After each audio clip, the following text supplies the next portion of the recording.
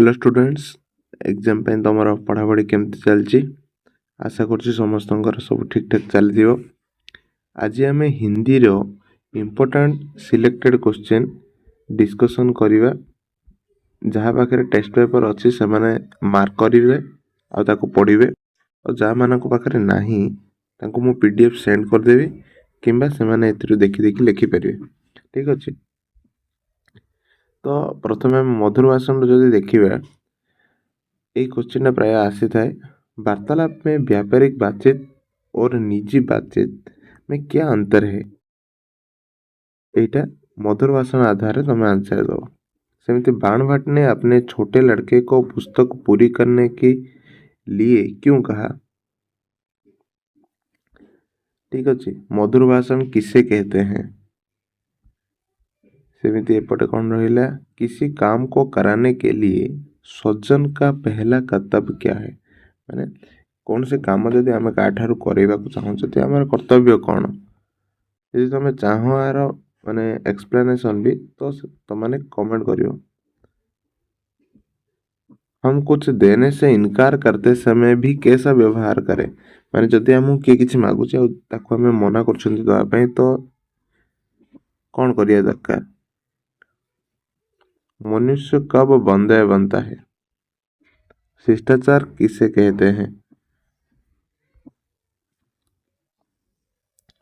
वचनों का माधुर्य का क्या प्रभाव है? उसके बाद बस इतना ही। बोध बोधरे मध्य सेमिति किछि इंपोर्टेंट क्वेश्चन अछि ठाकुर साहब ऊपर हैला। पंडित चंद्रधर आउ तांको शिष्य केमती साहाय्य करथिले, आउ से पहला मुसाफिर कौन कहला, दूसरा मुसाफिर कौन कहला। जेमिति कि ठाकुर साहब एवं मुंशी जी पंडित जी पर क्या कृपा करते थे और बदले में पंडित जी को क्या करना पड़ता था? माने तांके दी जण पंडित जी ऊपर कौन साहाय्य करथिले आ पंडित जी ता बदल रे तांको पय कौन करथिले। पहले मुसाफिर ने ठाकुर साहब को क्या कहा? कृपा शंकर ने पंडित जी और अन्य मेहमानों की कैसी सहायता की?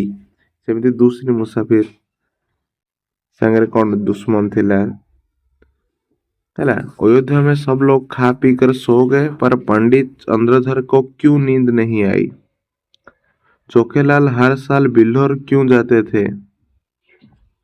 पंडित चंद्रधर हमेशा क्यों पछताया करते थे? एतिकी देखिबो। आउ एटा इंपोर्टेंट क्वेश्चन टा बहुत थर आछि मध्य हैला कि 2022 18 17 15 रे एक्सपेक्टेड होची 2026। ओके। चोखेलाल मुंशी बैजनाथ से क्यों नाराज थे? ठाकुर अतिवल सिंह और मुंशी बैजनाथ के लिए बाजार में कैसे अलग भाव था? मुंशी जी को क्यों एक पेड़ के नीचे ले लिया गया? कौन पे तांकर हालत खराब हो जाइतिला, तांको कौन हो जाइतिला? पढ़ियो निजे पढ़ियो हैला। पंडित जी के स्वभाव में क्या परिवर्तन हुआ? माने तांके जेतବେଳେ से अयोध्या रो फेरिले तांकर कौन स्वभाव रे परिवर्तन होसिला। हां आउ मेन कथा हिंदी सब बुझी बुझी पढ़ियो। यदि मन भी पड़नी सेटा निजे ट्रांसलेशन करके मध्य लिखि पारि आ हिंदी रे भलो मार्क आसे हैला कि। देश प्रेमी सन्यासी स्वामी विवेकानंद जी ने इंग्लैंड के लोगों को कैसा प्रभावित किया? अमेरिका की धर्मसभा में स्वामी विवेकानंद ने क्या प्रतिपादित किया? ये सब रहेगा तुम्हारा। ठीक है, ये ज्यादा कुछ क्वेश्चन नहीं है, चाहो तो तुम ये भी पढ़ सकते हो। विवेकानंद का क्या व्यक्तित्व माने व्यक्तित्व कैसा था? स्वभाव व्यक्तित्व ऐसा ही कुछ आएगा क्वेश्चन। स्वामी जी ने अपने अनुयायियों को किन किन कामों में लगाया हैला, क्यों क्यों काम रे लगै दिले। तापर समझी गई। तापर नेक्स्ट आसला गिल्लू। गिल्लू बहुत क्वेश्चन आछे माने गिल्लू सोइला बेले कोन करतला, से बाहर जीवा कहीं चाहूतला, हॉस्पिटल रे थिला बेले लेखिका महादेवी वर्मा गिल्लूर अवस्था कौन थिला सब किछि। जेमति कि संजुई में लगी पीली कली को देखकर लेखिका के मन में कौन से विचार उमड़ने लगे? गिल्लू का कार्यकलाप कैसा था? गिल्लू को सोनजुई की लता के नीचे ही क्यों समाधि दी गई? लेखिका के कॉलेज से लौटने पर गिल्लू क्या करता था? लेखिका के कमरे से बाहर जाने पर गिल्लू क्या करता था? गिल्लू की लेखिका को चौंकाने की इच्छा के बारे में क्या कहा है? କାହିଁକି ଗିଲ୍ଲୁ ମାନେ ତାଙ୍କୁ ଚିଡ଼େଇବାକୁ ମାନେ ଡରେଇବାକୁ ଚେଷ୍ଟା କରୁଥିଲା ତା ବିଷୟରେ लेखिका कौन କହିଛନ୍ତି? लेखिका ने रात में जाकर क्यों हीटर जलाया? गिल्लू ने गर्मी से बचने का कौन सा उपाय खोज निकाला था? लेखिका को क्यों ऐसा लगा कि गिल्लू को मुक्त करना आवश्यक है? नेक्स्ट लेखिका की अस्वस्थता में गिल्लू क्या करता था? लेखिका को जो भल लगुनला से कौन करुला? जननी जन्मभूमि यार आंसर ही सेंड कर क्वेश्चन आउ गोटे पेपर अच्छे तार क्वेश्चन देखिए एथर आंसर बाहर कर दो। ठीक अच्छे जमीक चांद्र झिंगोलार 3टा क्वेश्चन दिखाई कांटा कम से कम मधुबोर क्वेश्चन दिखाई यहाँ हूँ जन्मभूमि एथर क्वेश्चन देखिए से आंसर बाहर कर दो।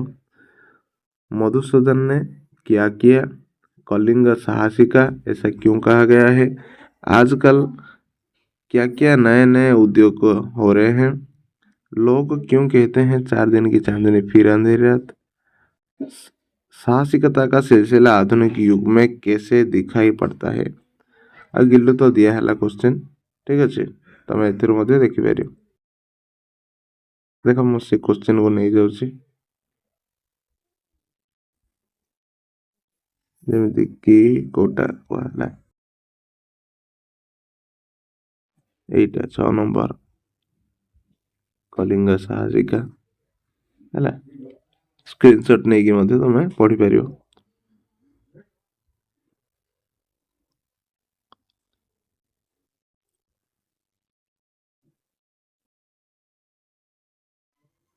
ठीक अच्छे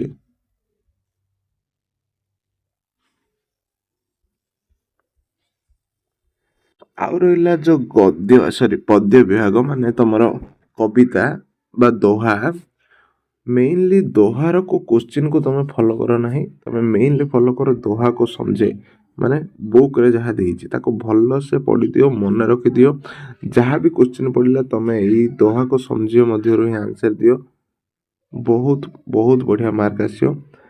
ठीक अच्छे हिंदी को बेसी रु बेसी 6 डे इनफ है कि तुम जब वर्ष सारा किसी पढ़ी भी ना हो लंग क्वेश्चन 6 डे रे तुम लंग क्वेश्चन हो आउ 3-4 दिन तुम जब बीट पाई देव चाहिए दे पार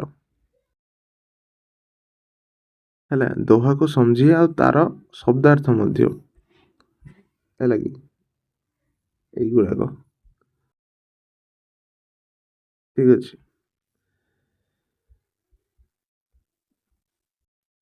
शब्दार्थ मेन शब्दार्थ भी मेन शब्दार्थ पढ़ा दो पद को समझे दोहा को समझे एगुड़ाक तुम एथिरो ही तुम लंग क्वेश्चन प्रिपेयर हो। ठीक अच्छे सेमती मनुष्यता हो कि तुम चांद का झिंगला हो यह कविता कहीकि जोटा तुमको बुझेवाई दी था ସେଇଟା तुम इम्पोर्टेंट एगुड़ाक बारंबार पढ़ा और लंग क्वेश्चन प्रिपेयर करी सेमती एक दिन का भी यह कविता देला। ठीक अच्छे चांद का झिंगोला भी यह कविता नीर का निर्माण यह कविता कौन होता प्रस्तुत कविता कवि एक प्रगतिशील रचना है कवि का आग्रह है कि आदमी स्वार्थी नहीं परोपकारी बने वह दुखी नहीं सुख दे। ठीक है दुख नहीं सुख दे तो यही सब पढ़ो तुम कांटा कम से कम मधुबर सेमती यह पद को समझिए दोहा को समझिए एगुड़ाक ही पढ़ी कि तुम लंग क्वेश्चन प्रिपेयर कर। तो ये थिला हमर हिंदी पाई। ठीक अच्छे आ कौ तुम चाहूच कमेंट कर निश्चय शीघ्र वीडियो आसो आ जो मैंने भी देखुच सब्सक्राइब कर।